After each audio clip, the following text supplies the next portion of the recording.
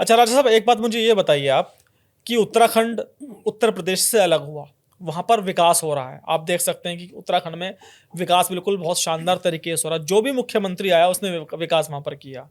BJP छोटे राज्यों की पक्षधर जरूर है, लेकिन बुंदेलखंड को लेकर आपको लगता नहीं कि थोड़ी सी संकुचित मानसिकता है? कहीं ना कहीं बीजेपी को डर है कि अलग प्रदेश बनेगा तो जो लोकसभा की सीटें हैं, विधानसभा की सीटें हैं, वो कम हो जाएंगी। दिल्ली को इस बात का डर है, इस वजह से ये लोग छोटे राज्य नहीं बना रहे हैं। और और आप अपनी बात को प्रमुखता से वहां पर रखते हैं, लेकिन फिर भी बार बार आपको पद यात्राओं का सहारा लेना पड़ रहा है। आखिर नहीं दिल्ली को डर देखिए, किस चीज इनका का है? जो आप दूसरा सवाल जो आपका है कि इनको लगता है कि सीटें कम हो जाएंगी। सीट हैं कितनी भाई? अब 403 की विधानसभा में 19 तो सीट हैं, 21 थे, उनको भी 2 घटा के 19 कर दिए, और 19 भी वो 4 अलग अलग पार्टी के हैं।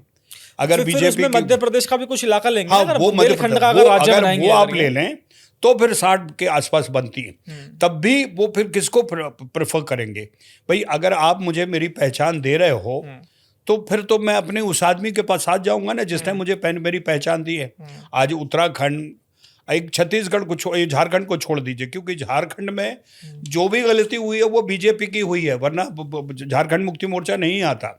जिस किस्म की वहाँ पे अपने लीडरशिप दी, जिस समय जिस व्यवस्था को दी, अदरवाइज छत्तीसगढ़ उत्तराखंड ये दोनों बीजेपी के और उन दोनों के बीच में है। और यकीन मानिए कि इसमें सीधा गेंद भारतीय जनता पार्टी और भाजपा को है, तीसरा कोई खिलाड़ी है ही नहीं।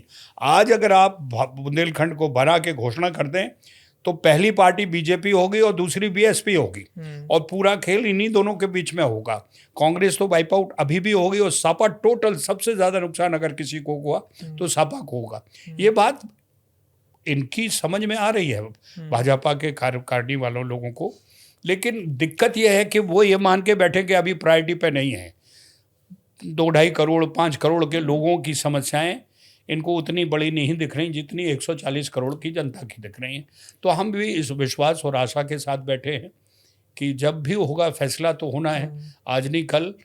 इसका कोई दूसरा और कोई वो है ही नहीं कि आप सेकंड चॉइस है कि साहब, या तो फिर आप यूनियन टेरिटरी बना दीजिए, जैसे दिल्ली है, अभी आपने जम्मू कश्मीर को बता दी है नेशनल, तो यूनियन टेरिटरी बना दीजिए, राज्यपाल को, लेफ्टिनेंट गवर्नर को बनाइए, हम उसके अंदर एक सरकार बनेगी, वो सरकार काम करेगी।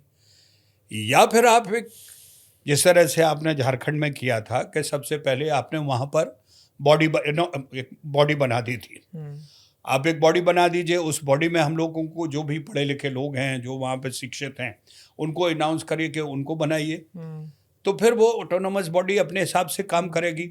लेकिन उत्तर प्रदेश के साथ जाने का कोई मकसद नहीं है। हमारी ना तो भाषा मिलती, ना हमारे संस्कार मिलते हैं।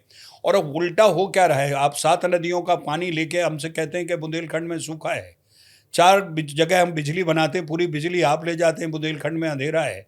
और सबसे अच्छा गेहूं हम, कटिया गेहूं हम पैदा करते हैं, अतर्रा में धान का कटोरा बोला जाता है अतर्रा को। मटर सबसे अच्छी हमारे यहाँ पैदा होती है, अदरक, नींबू, फास्फोरस, ये सब हम पैदा करते हो। फिर कहते हो बुंदेलखंड में भूखा है। इसलिए भूखा है कि तुम सारा उठा के आड़तिया ले आते हैं, आड़तिया उठा के इंटरनेशनल मार्केट में बेच देते हैं। कटिया गेहूं खाने से, एक गेहूं ऐसा है जिसके खाने से आपको कभी भी शुगर नहीं होगी, वो लाल गेहूं होता है। तो वो आपने वहाँ बचने ही नहीं दिया। वहाँ पे आप लोगों की जो पैदाइश चीज़ें हैं, आप उनको ये 5 किलो गेहूं दे के उनको उस पर डिपेंडेंट कर रहे हो। ये तो जितने भी दुष्परिणाम हैं ये मैन मेड है अनुराग जी। हम इससे पहले कभी इस तरह की दुर्दशा बुंदेलखंड की थी नहीं। बुंदेलखंड खुशहाल था, लोग कहते थे सोने की चिड़िया होती है, दूध दही की नदियाँ बहती थी। हमारा तो इतिहास ही कुछ और है, इन्होंने पलट दिया। 4 पार्टियां 70 साल से कहती आई कि हमने बुंदेलखंड के लिए ये किया, हमने बुंदेलखंड के लिए ये किया। तो ये आपने बुंदेलखंड के लिए 70 साल से किया, तो बुंदेलखंड को तो स्वर्ग होना चाहिए। अब वो नरक की स्थिति में क्यों पहुंचा, इसका मतलब आपने किया ही नहीं।